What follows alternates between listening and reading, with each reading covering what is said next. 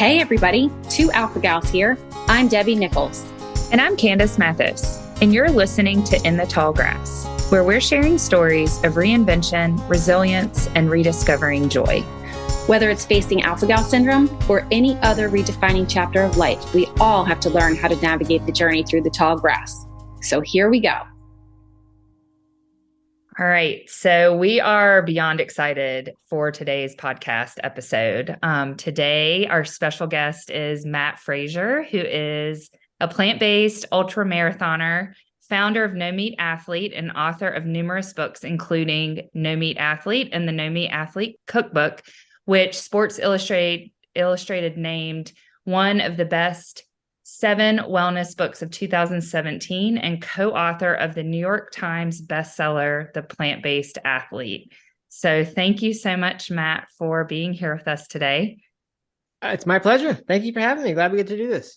Yeah, absolutely. So I'm a little fangirling a tad bit just because you were so instrumental. Your story, your episode on the Rich Roll podcast had a huge influence in me going plant-based almost 2 years ago. So super excited to dig in with you today. So if you can kind of kick us off by sharing a little bit about yourself and your journey to becoming a plant-based athlete, we would just love to know more about you and your journey.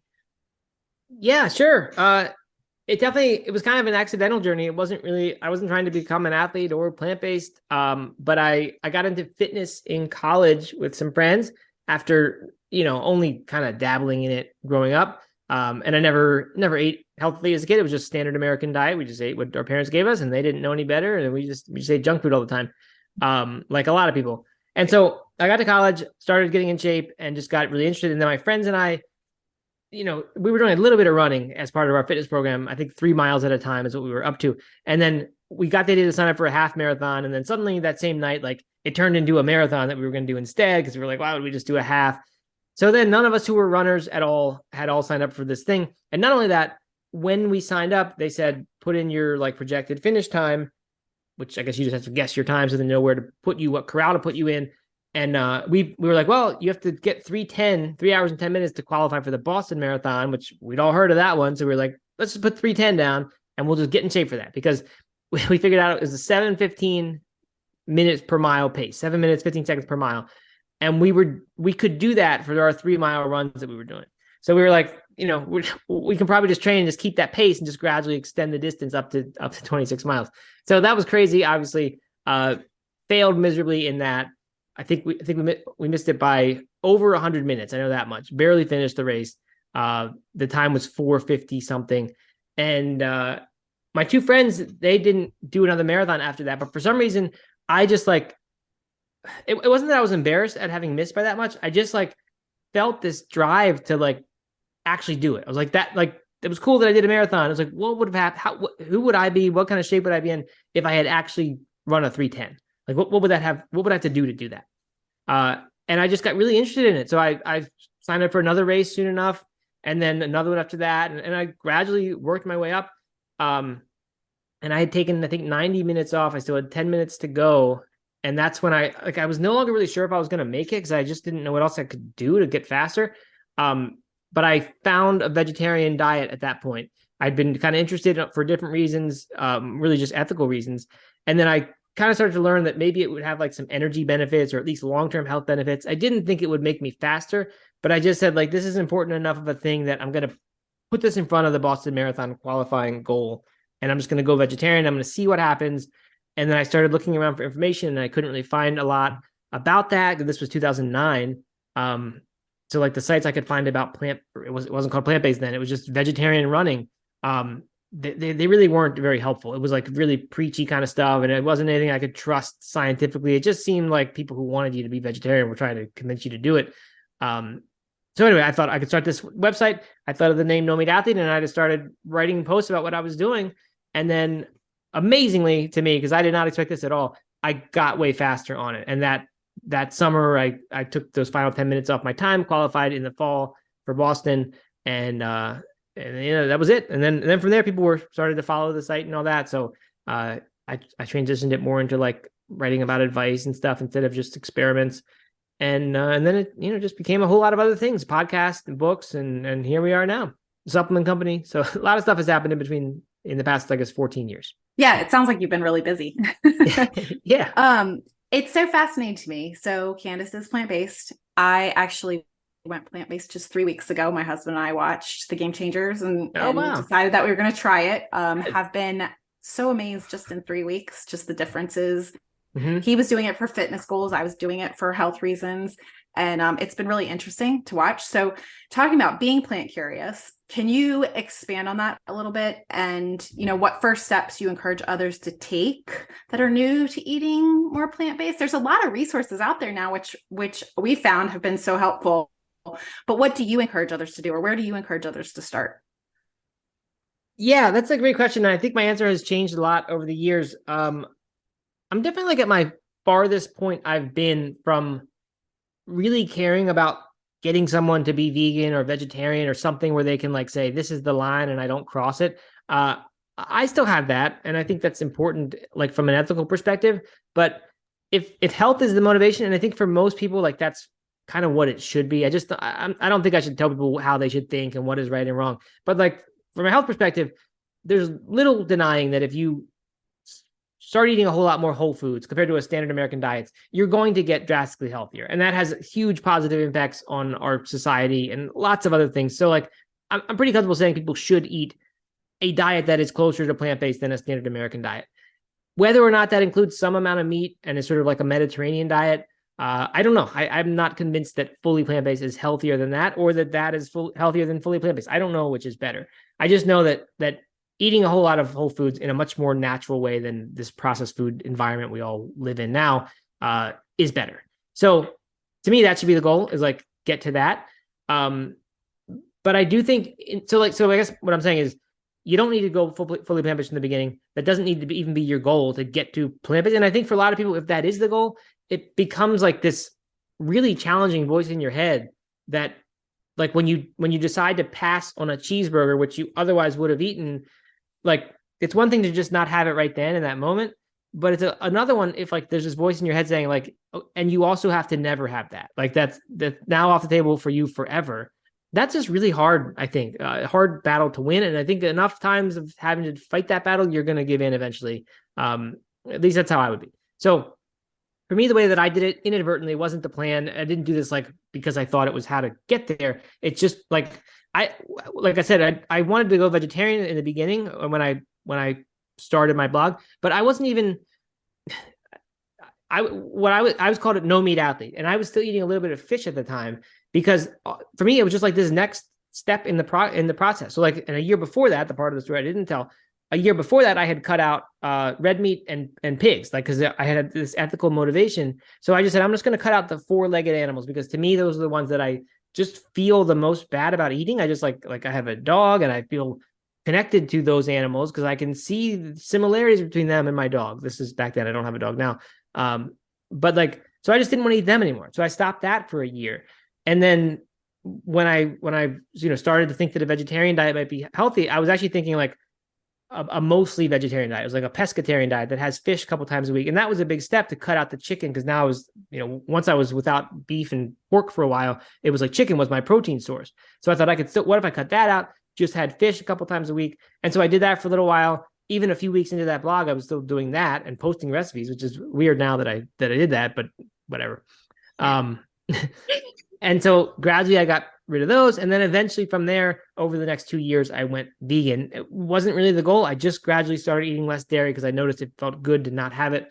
So I really think that's if you can have that kind of approach, I really think that's the best one, and that will most likely work for you, is to get there gradually. Because what it does is, and I didn't realize this would happen or this was a benefit, but the very first time I had to go to someone's house, my wife's friends, their old family friend's house, and have dinner, and I had to learn how to say, we don't want to have the beef that you were planning to make, or that you usually make for us, the steak that we have when we're at your house, because we're not eating that anymore. So we could have a chicken thing instead, but not the steak anymore. And that was kind of an awkward conversation to have, but it was way less awkward than saying, I'm now 100% vegan. So, learn how to cook a vegan meal, or here's a recipe to make for me. I don't know, that's just a lot weirder. And the same goes for ordering restaurant menus rather than trying to find a vegan restaurant. just having to order off half of the menu and eliminating the other half. Like, that's good practice for learning how to deal with these obstacles that really, I think, for most people, more than nutritionally, those are the actual obstacles, is these social situations. So I think that kind of thing is great. But all that said, if what motivates you is like, I just want to go for it all the way, I would say put a little end date, make it a challenge, make it 10 days or 2 weeks or a month, whatever you feel like doing. And then have that, because that still prevents that thought when you want the cheeseburger of like, I can never have that again. It can just be, I can wait till I get 3 more days to the end of my challenge. And it's just a much easier battle to win when you have that. So I think if you want to go for it all the way, having a little end date in place, and then you'll reassess at that end date when you're not craving a cheeseburger, hopefully, right? In the moment of reassessment, you might have had time for benefits to start accruing and say, wow, this really is good. I'm going to extend this or do it longer. And that's exactly what I did. That's how it lasted for me. There is so much that you said there that I want to go back and revisit. I think there are just all kinds of little treasures in there that you mentioned. I love the end date. My husband and I did this time. I didn't do it the last time I went plant-based. And it's been really neat because we find ourselves saying, okay, we've got 1 more week to go. We did it for a month, but we don't know what we're going to do at the end of that 4 weeks. Like, our options are still wide open. We know how good we feel on this. Will we introduce chicken? Maybe. I don't know. My daughter, who came home from college too, diving into another point that you mentioned, she's been eating cafeteria food, right, for the last year and whatever she can make in her dorm room. And so she decided to kind of do this with some more of a flexitarian basis. That was another thing that I love that you said. You're giving so many options to be able to incorporate more plants into your diet, right? And that's what she did. She didn't want to give up chicken entirely because she's a little concerned about how hard it's going to be to eat at college next year. And so she's including chicken in her diet and ice cream. And dairy too. Yeah. But then, one other thing I wanted to talk about too is this vegan versus plant-based versus, vegetarian, pescatarian. And it does seem like there are such strong restrictions on each one. And so I feel like being a little bit more malleable through this makes it easier to just dive in and try it. So thanks for all that good advice on if people are interested in starting something new, which, we talk a lot about pivoting. We've been talking a lot about pivoting when it comes to alpha-gal syndrome and having to find new ways to accommodate our diet. Those challenges of talking to restaurants, of talking to friends, the social aspect of eating. And so this is nice because I feel like it just is blowing the options wide open for people. So, yeah, it is. And it comes with the challenge of like, the firm guidelines are sometimes really helpful. Like, because that's the problem with saying just eat mostly plant-based, because people will start doing that or they'll think they do that. But then in reality, if you would actually examine everything they eat, it's 75% standard American diet and then some other vegetables. So like it's tricky to be so flexible, right? It's a blessing and a curse to be that flexible. I think having been at it very strictly for a while, I feel like that flexibility like would become easier. But as someone who's brand new, I don't really know how it works. But that's why I think the challenge thing is a really good idea, because you get a chance to experience what it feels like to really be it all the way. And then if you go back to, what you thought was a combination of flexible diet, you might have a little more awareness as to whether you're truly doing it or not. And then for me, when I actually went vegan, like I said, I kind of approached it over the course of 2 years. When I sort of thought I was ready, I watched a movie called Earthlings, which is just like a movie about animal cruelty. And it really is a horrible, difficult thing to watch. But I sat down and watched it because I wanted to be motivated to go vegan. And so then I went on a 30-day challenge of being vegan. And when I was done that challenge, I was like, could not wait to eat cheese pizza again, regular cheese pizza. And this was on my blog and I was open about it and everything. And I wrote about this 30-day challenge. And then I wrote that I was not going to keep being vegan afterwards. But what happened was that over the next 6 months, and I didn't expect this at all, I just gradually, like automatically approached that. I just started removing the dairy from my diet, not intentionally, but I think that experience of having experienced the vegan diet for 30 days, it just allowed me to start like having a repertoire of meals, or like being okay with not having cheese on something that I was used to having cheese on. And it just gradually happened on its own. So like, it's a huge benefit from a challenge, even when it feels like maybe a failure because you didn't ultimately stay the way that you were kind of hoping to with the challenge. The experience itself can teach you so much. Maybe that it is that thing's not for you, but also it might just like be that it's not for you just yet. And then you'll kind of be able to get there later on, which is what happened to me. Yeah. And I think, all of this is such valuable insight because my journey with getting to eating more plant-based was similar, but it was clearly led by my health condition, so I had to have a hard stop on eating any mammal meats. Debbie and I both did, and anyone with alpha-gal has to. So it's like this abrupt shift. But I think it's so important if you can break it down into these baby steps of, hey, I'm trying this and I'm going, see how it makes me feel. And it's hard, it's hard when you're dealing with a health condition and you're sick. But Right. I think it goes across the board, regardless if it's a health condition or just, you're doing this for ethical reasons or whatever lifestyle decision it is. But once you do start seeing those shifts, it's really hard to go backwards. And I'll never forget, like we were literally driving to Asheville almost 2 years ago. And we were listening to Rich Roll's podcast, various ones. We listened to yours with Robert, and we came home and watched several documentaries. And my husband's actually from Duplin County, North Carolina. And in What the Health, they went to Duplin County, which is the hog capital of the United States. Mm-hmm. And my husband's family has had a lot of cancer, historically in his family. And he's always questioned if it could be from the hog farming. And we didn't know that was in that documentary until we were watching it. So we had given ourselves, we were like, okay, I think we're going to do plant-based for 2 weeks and see what happens and see if your like anaphylaxis stops. And then we watched that and he's like, holy cow, like no pun intended, but he's like, I'm done. And it was amazing. Just the shift. I think, a lot of men see the needle move a little bit faster than women do hormonal, because we're dealing with more hormonal things and whatever, but I have no desire. Like I've tried chicken a few times in these 2 years and I don't know. I never thought I would get to this point, but I crave beans and vegetables. And, it's just, if you give yourself that time, like you said, you don't know what you don't know, I think is what it is. Yeah. You hear a lot of times people saying what you're saying, that like your taste buds literally do change. It's so hard to believe that until you actually experience it, but it's true. And there's science around it. And like people show that if you stop having salt, for example, after 4 or 6 weeks, your taste buds will literally adjust, and the foods that did not taste good to you before can taste good now because you'll actually be looking for the flavors of the food instead of just that salt hit. So it's a very real thing. It's hard to believe until you experience it, but that's absolutely true. And it makes it way easier because you look down the road and say, I can't imagine not eating all these foods that I love right now. But you're I think we're not very good as humans of like putting ourselves in that hypothetical situation and understand that like you actually could still be yourself, but just have totally different tastes. And it is very possible. Right. Absolutely. So can we go back for just a minute with your story on how you kind of failed forward with your training in the Boston Marathon? I think Debbie and I talk a lot about resilience and reinvention.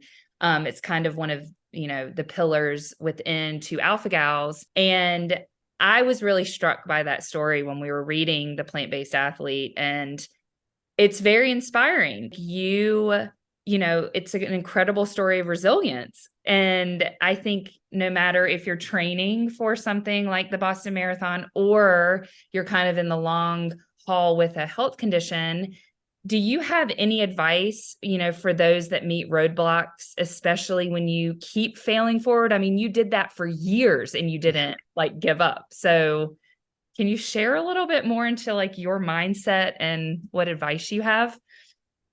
Yeah, I was trying to think about this, and I don't, there aren't like a lot of like just like hacks, like little tricks that say, well, this makes it really easy to fail for 7 years before you get the thing you wanted. It just isn't. Right. But at the same time, like that whole time didn't feel like failing to me. Like it felt like growth. It just every time also, had a day or two where it stung and felt like a setback. So I think, yeah, I can just sort of explain how it went, and then maybe the mindset will come through. But yeah, like I said, I was 100 minutes off, and in my first race after that, I didn't have like really high expectations. I didn't think that I would just qualify for Boston on my next race, because I had learned from this one training experience how hard it was to train for 18 weeks, and then how hard it is to actually run a marathon. And so like, I think I set the goal of taking an hour off my time, which is still a huge amount. But I thought that if I didn't get injured in the training cycle, that I, would actually do. So I learned more about how to, run with proper form. And I did, in fact, take an hour off that time. And I think my next race after that, and so that didn't feel like failure. That felt like a huge success, because I had this thing, and like I had succeeded in not having these shin issues that I had had before. And that was awesome. So I thought, next time then I can qualify for Boston. And at this point, I was like telling people about it, and I was inviting people to the race. I was letting them know, and I thought I was doing what was good. And I still think it probably is, but I'm not totally sure. This kind of like public commitments and getting other people invested in it, and knowing that like people were going to come watch me, and they knew what I was doing. I was being very public about it. That I was going to qualify for Boston in this next race. So please come watch me. And that definitely keeps you training, right? Knowing that people are going to be there. Like, you can't not run the race then, or you can't have a terrible showing. But at the same time, I didn't get close. I think I ran a 3:36 or something. So I was still, very far, a minute per mile or something away from getting this thing. And so then I think during the process of that one, I had learned a little bit more about actual, like, not just how to train without getting injured, but how do you actually get faster as a runner. And I started to do different types of workouts. And so like each time I was adding something that was sort of a new thing. And then the next time I started to think more about overall fitness, like being an athlete, not just a runner. And so I incorporated all this strength training and stuff into my plan. Now, though, I had, again, the goal of qualifying for Boston. And so what happened, and I didn't do it. I ran the 3:25 or something like that. And I remember at some point, like one of my friends was like, they were like, I don't know. It was hard for them they would say congratulations on running another marathon. But it was also like, he's like, so when are you going to qualify for Boston? And it was kind of like acknowledging like, this actually is failing, like you are actually failing every time you do this, because you tell people you're going to qualify and then you don't. And I think in my head, I don't know, somehow like, yes, it was tremendously disappointing. And in that moment in the race, which if anyone listening here has run a marathon, there is a moment where you're kind of like hanging on to this thought that you might run a certain time. And then somewhere between mile like 19 and 22, I think for most people, you realize it's not going to happen, if it's not going to happen that day. And you realize it, and there's this moment when you slow down and you say, it's not happening today. And it's like a relief, because now you can walk or take your time. You just need to get to the finish line now. But it's like the give up moment. And so that would always be painful. And those final 5 miles or whatever would be accompanied with this sense of like, not really guilt, but just failure. Just felt like, well, this sucks because I failed at this thing today, and all this effort, all this energy went into this thing. And here I am, and I'm walking now in miles 23 and 4 and 5, when I thought I was going to be, happily cruising to this goal time. But what the amazing thing that happens is like, you feel kind of bad. There's also mixed feelings of sort of success. But then what I was able to do is each time after that, I would then convince myself that like, yes, even though I failed this time, this next time is going to be the one that I do it. And somehow, and now instead of starting with an hour to go off my time, I'm starting with only 25 minutes that I need to take off my time. So like, you have these couple of days of feeling like, yes, it's failure, but then you sort of start finding the good and finding what you've learned. And that's the thing, is like, each time I did this supposed failure, I had added a new piece to this puzzle that was like adding to my experience base as a runner. So now I was so different from when first time I started without knowing anything. Now I knew how to train without getting injured. Then I learned how to structure a training program to have running workouts and things like this. Then I learned how to have an athletic component where I could be getting strength. And finally, I turned my attention to diet. And so like, each time it does feel like failure, but you're adding all these pieces. So I think that's really the key, is like, you shouldn't just like be pigheaded and just keep going and just doing the same thing that doesn't work over and over and over and saying, well, this time it's going to work, because it probably isn't. There's some benefit that will come, at least in this case of running, from just running for longer. Like, just being a runner for 10 years is going to make running way easier for you, even if you don't change much. But I think in general, for most pursuits, like, you should be honest. You should figure out what you need to do. Like, what's your biggest weakness here, and then add that piece in. And so, yeah, I think it's not being like stubborn and just keep trying the same thing over and over. It's add something new and be realistic about the fact that like the way what you're doing now isn't working or isn't going to do what you want. So you need to do something else. You need to add something new to it or change your approach or something. So, I was able to do that over time. And yeah, I guess that's it. I don't know. Like it was it felt like kind of a lying to myself thing. Like every time I convinced myself that this was the time I was going to do it.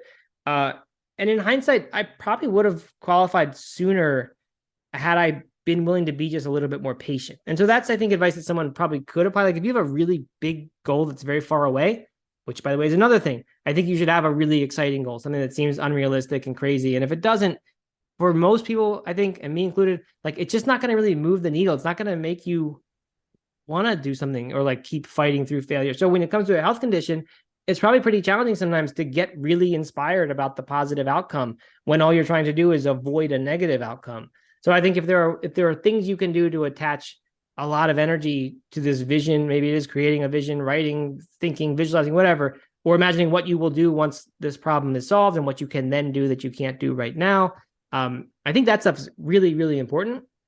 But the other thing I was saying is like actually having the patience. Like if I, instead of saying this time I'm going to qualify for Boston, so I'm going to then structure this training program to train me for a 3:10 marathon, if instead I'd had more patience and said like, this is probably a 3-year goal from now, not a 6-month goal, then I could have set the goal like a little bit smaller and had less chance of getting injured or having big setbacks that kind of made it harder. So I do think you should have the giant, massive goal. I also think you should be okay with taking small steps towards that goal. So have this crazy thing at the end of the rainbow that's like your big thing, but along the way, really the smaller incremental improvement you can do, I think the better and probably the faster you'll get there. I think that's great advice. And I think it's really good for our community to hear too, right? Because setting these goals, I think, keeps you focused even when you have that bad day or that bad moment. And I know I use it as a tool. I'm going to give an example. It's a little bit embarrassing, but I'm going to give it anyway.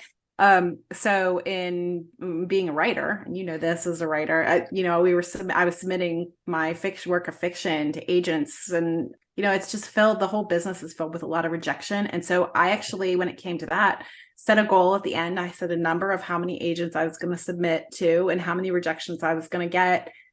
And my end goal was actually a puppy. Like I said, I'm going to get this many rejections. And when I get that many rejections, I'm getting a new puppy. And you know what? I got actually both a puppy and a literary agent. And so it worked out really well for me.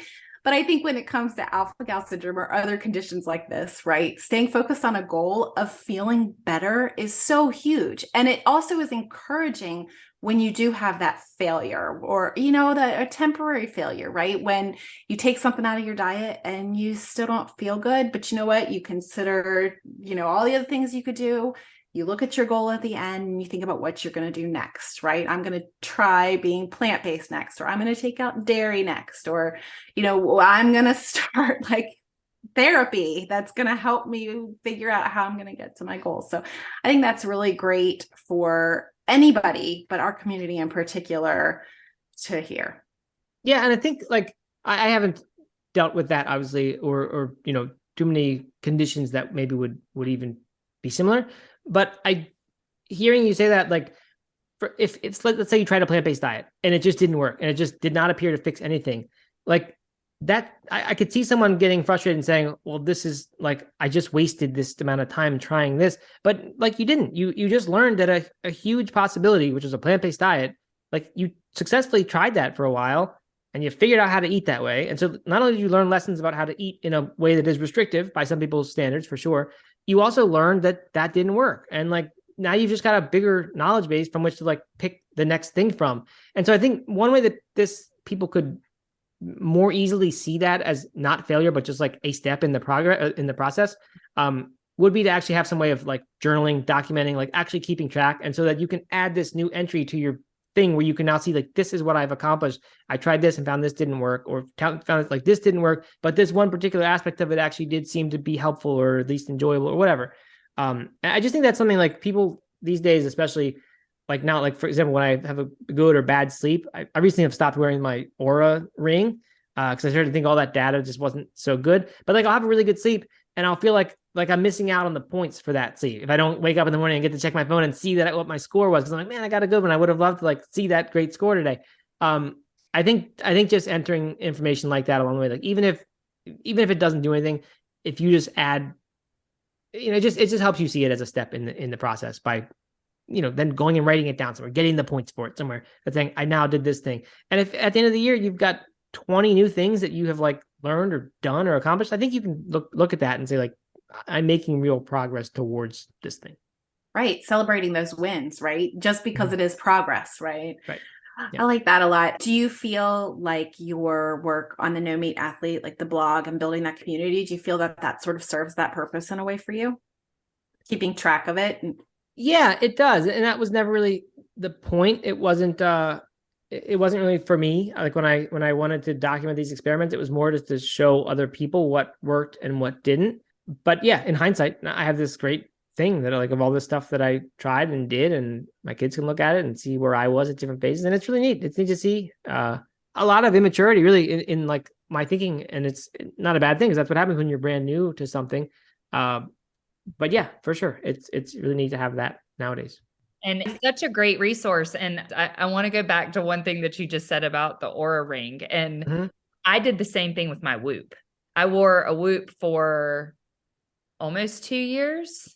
I don't know. Like, I think all of this and kind of this whole conversation really comes down to like getting more in touch with yourself, right? Like trying plant-based, your fitness goals, whatever it ultimately, your health journey, it ultimately, if you're open to it and you're flexible to, seeing the wins and seeing kind of where you need to shift and all of this, it puts you more in touch with yourself, which is huge. I think if everyone can get to that point of really knowing your body, and aside from it being shown on a Whoop or whatever, device, like it's more of like, how am I feeling in this moment from X, Y, and Z? I think that is a huge piece of the journey, really.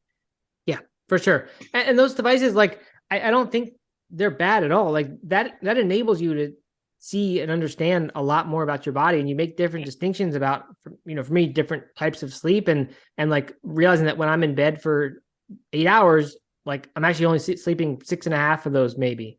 And like, that's a pretty big thing. Cause then I was thinking I was sleeping 8 hours every night, but I'm actually sleeping 6.5 hours every night. So that's a totally big insight. Same with like wearing a heart rate monitor for training. And I guess the Whoop probably did something like this as well. You learn your zones, and you realize that like what was supposed to be an easy run, for most people, when they think they're running easy, they're not going nearly easy enough. If you look at the heart rate zone, you're still having a workout that day. But then over time, you start to realize exactly what it feels like to be doing a truly easy run. And you realize how your breathing is, and that like your mouth doesn't necessarily open up and drop open because you don't need it to. And so that you can replace eventually this electronic data thing with an actual physiological feedback mechanism. And you can start to get more in touch with the body in that way. So I think really for me, that's the end goal of using these tools, is to get the benefit, learn from it, and then eventually not have to use it anymore, because now you can intuitively understand what it is. But you wouldn't have gotten there if you didn't, have it and be willing to try that. So not that different from the talking about the going plant-based and it not working thing. Like you get this experience, you learn some more about something, you learn to feel things a little bit differently just because now you paid attention to one particular aspect. So yeah, I think that's totally right. And yeah. And I think, I don't know, like that's recently been a big thing of mine, is thinking about the relationship with technology. Cause I just, it's just infiltrating every single part of our lives, and it's amazing. And it's also like totally separating us from, I think, a lot of what we're supposed to be doing.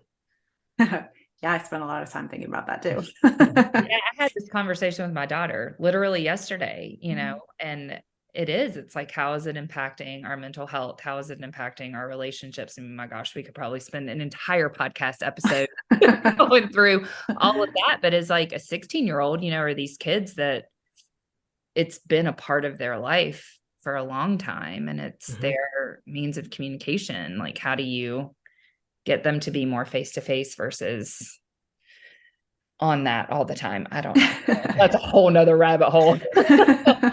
Going back for a second though, to talk about being plant-based, and your book's an incredible resource for anyone considering going plant-based or even just wanting to know more about it. especially those who are active or athletic, because it literally just turned everything that I thought I knew about protein and health on its head. But the plant-based athlete in particular, it includes everything from research and common misconceptions and real life testimonials from the world's top athletes, actual planning, diet planning assistance for those ready to take the next steps. You've done all this. You've got the books. You've got the No Meat Athlete online. You've run the Boston Marathon. What's next for you? I mean, from a fitness perspective, I'm way more into strength training now. It's just something that I really neglected for a long time. I think it's very easy to lie to yourself and believe that the thing that you're really into or doing is kind of all you need. And that is a hallmark of modern internet influencer culture is, the more extreme influencers and the more extreme diets, like these are the things that will kind of rise to the top and the things that we will see because they're attention worthy. And I like, that's why at the beginning when I said, like, I'm really not sure that being vegan 100% is better than not eating that way. Like eating mostly vegan, but allowing 5% of animal products or 10% of your calories from animal products or whatever. Because when you look at the blue zones, these healthiest lived or these longest lived pockets around the world, one of them is vegetarian fully, the Loma Linda area in California. But most of them eat small amounts of animal products. And so I'm not here to say that's better than being vegan because I don't know if it is or not. But I know for a long time, I just like had this story in my head and I got it from this culture was like, well, I eat vegan. So therefore, like I'm as healthy as you can be and I'm going to live a long time and I can't get cancer and I'm not going to have a heart attack because like, that's just the message you get. And not in fairness, not everyone gives that message, but the ones who are loudest about, the most extreme messages are the ones that you hear the most. And so it's very easy to come to that idea that like, I'm eating this diet, therefore I'm protected. I don't even need to look at my blood work, that data, because I know I'm eating plant-based, so I'm fine. And it turns out that I wasn't that good. Like my numbers aren't any that much better than an average person's. So that was one of the areas that I've like started to address is like I was running and doing all this. So it was easy to say, well, I'm in shape because I'm a runner. But I was missing a lot of like fundamental strength. So I really enjoyed going back to that. I still do run sometimes, but not with any kind of race goals or anything. So as far as fitness goes, that's definitely a big one.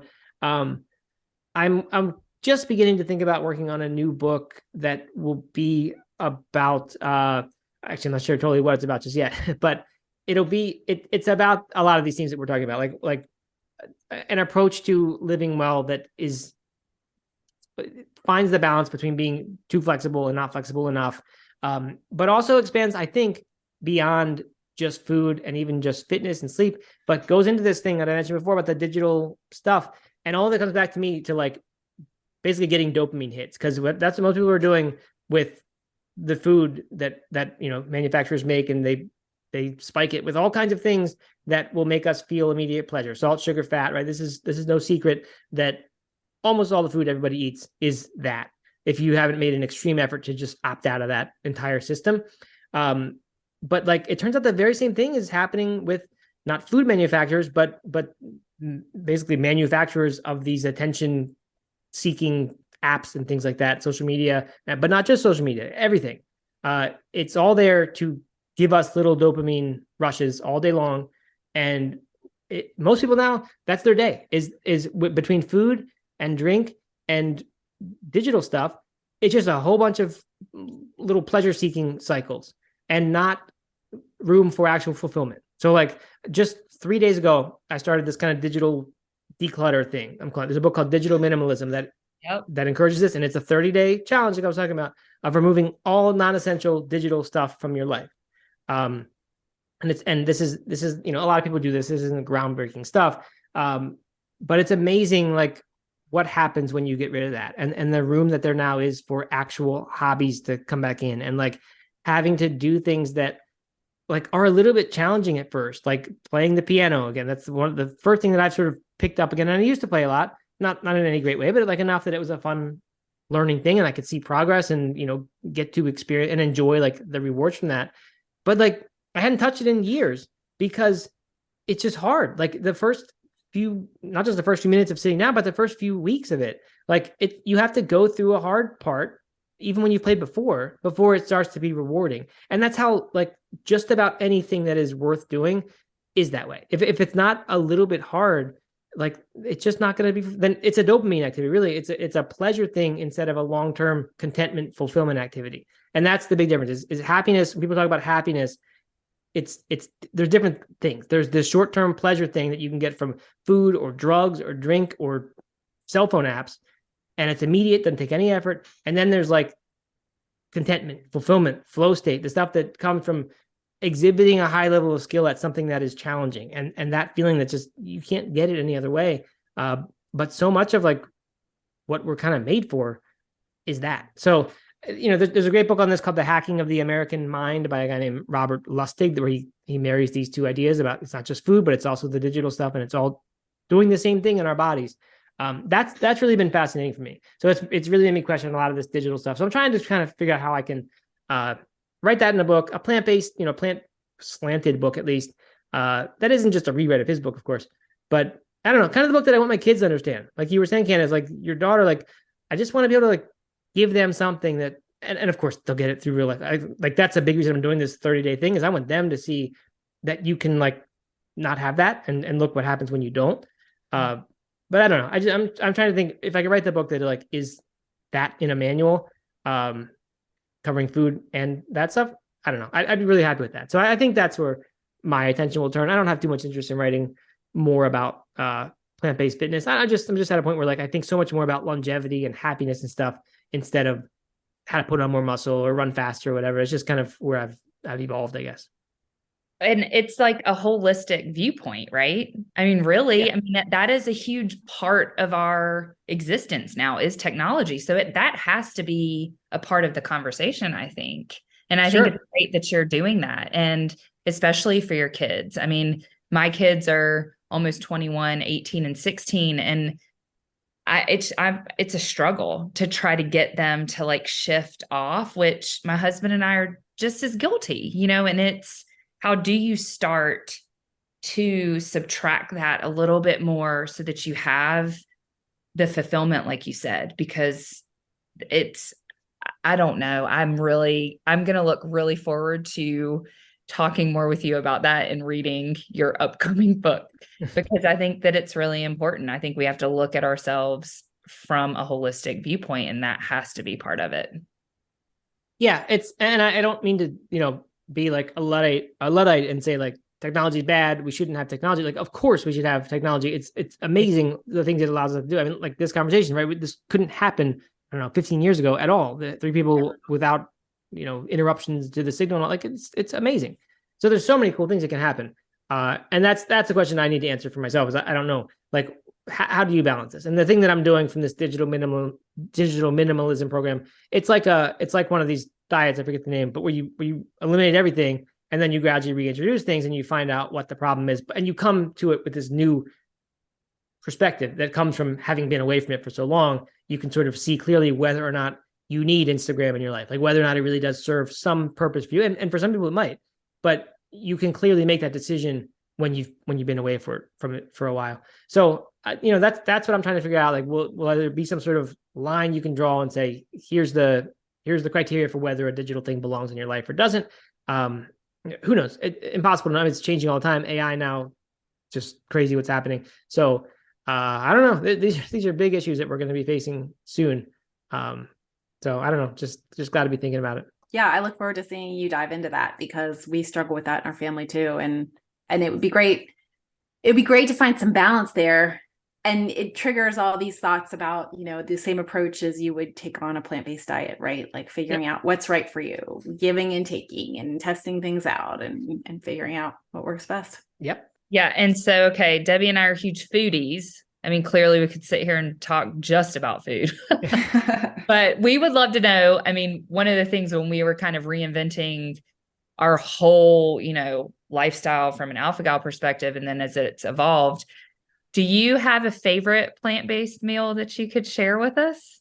Yeah, it's hard for me to put it in one meal. If I had to pick one thing, I would say a sort of typical exemplary meal of what I like would be like a potato gnocchi kind of thing, like an Italian, handmade pasta with just a delicious, simple tomato sauce, and then like broccoli rabe or something on the side, like that kind of stuff. Like that is my very favorite food now. Oh, and a good glass of wine with it, of course, like something that matches it from the region it's from. To me, that's as good as it gets. And what's amazing is that sort of meal, like I have that a couple times a week, not that exact thing, but that sort of thing. Because I'm also a foodie in a different way than I ever expected. Not at all like gourmet, but like this sort of longevity, this healthy food, this what a lot of people call peasant cooking. And I know that comes with associations and whether it's okay to call something a peasant food or not. But a lot of these foods really are the ones that were cheap back in 300 years ago. And a lot of plant-based foods, there were a lot of accidentally plant-based meals that were that way because the ingredients were cheap, like using breadcrumbs instead of Parmesan cheese on top of pasta. And that's just like a delicious change of pace, is to saute some breadcrumbs with salt and pepper and put that on top of your pasta. And it's a little bit crunchy and it's just like delicious. So even compared to like a plant-based sprinkled cheese, I like that way better. So this is something I've looked at a whole lot, lots and lots of different regional Italian recipes from way back. And I've got a bunch of books, and almost none of them are vegan books. So you just adapt them and, here and there swap in the plant-based meats, but mostly just remove those things because they're just so good on their own. And like, this is kind of what I talked about earlier with the changing taste buds without any effort at all. Like, I swear it wasn't intentional. I've just like stopped liking all the foods that used to be like the trigger foods for me, like the really salty, sweet, like candies, desserts. I just don't like them. And it's not like I'm saying I'm a saint. Look at me, because I will much rather have a glass of wine now, and I don't know if that's any better than having a dessert. But like for me, I'd just rather have a good glass of wine for the dessert instead of a big lava cake or whatever. So I don't know. I've just really started to like these foods, and it must be partly because I know that they're healthy for me. These very simple sort of blue zones-ish kind of foods. But that stuff is by far my favorite type of food these days. The simplisticness, like I can totally relate to that, because I've always loved to cook. I mean, in high school, I wanted to go to culinary school. So things used to be a lot more, I don't know, there was a lot more to my meals, I guess, before my alcohol diagnosis. But now it's simple. So I can totally relate to that. And I think it's a shift that just happens, and you appreciate the true flavors of that food, whatever it is. Yep. I was going to say the same thing about the simplicity of it. I think that addresses something when people are talking about making this shift and how difficult it can be. But really, there are ways to simplify this.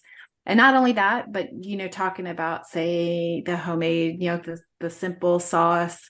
It's not expensive either, right? It's not gonna break your budget to try these things out. And I think that's something that I had to wrap my mind around a little bit too, because you think about shifting a diet and you think about all these new things you're going to have to buy, but really there's a way to do it that makes it both simple and affordable, I think.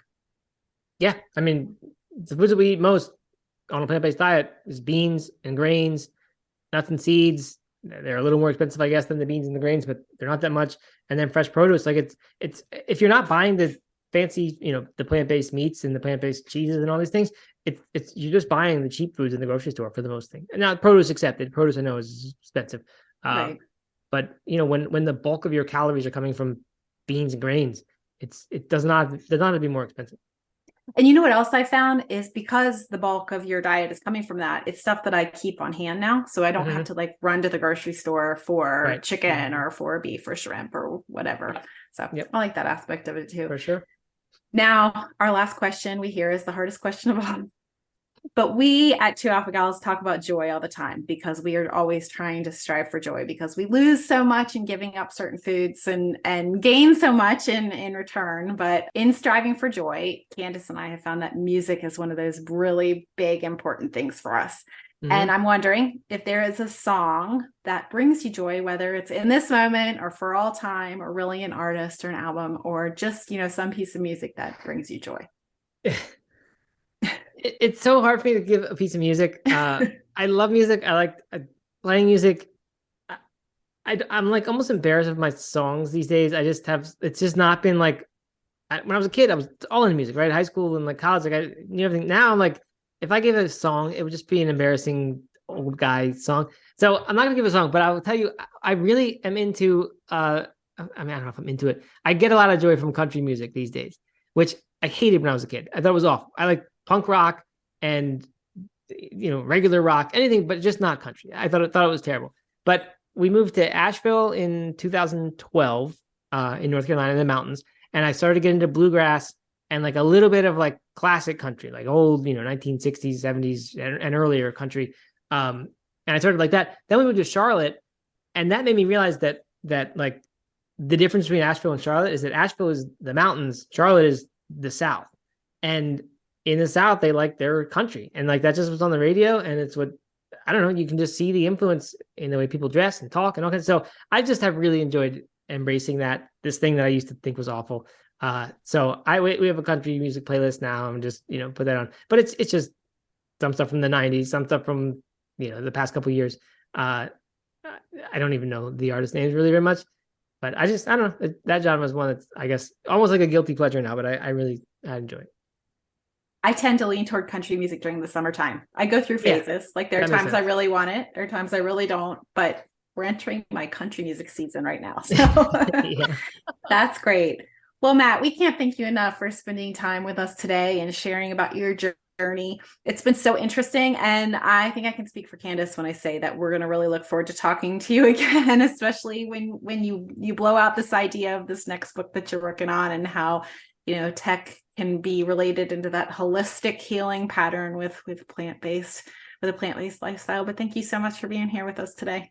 Sure. Yeah, this was fun. My pleasure. Anytime. And I'm grateful for the work you two are doing. And please keep up what you're doing, spreading the message. Thank you for having me.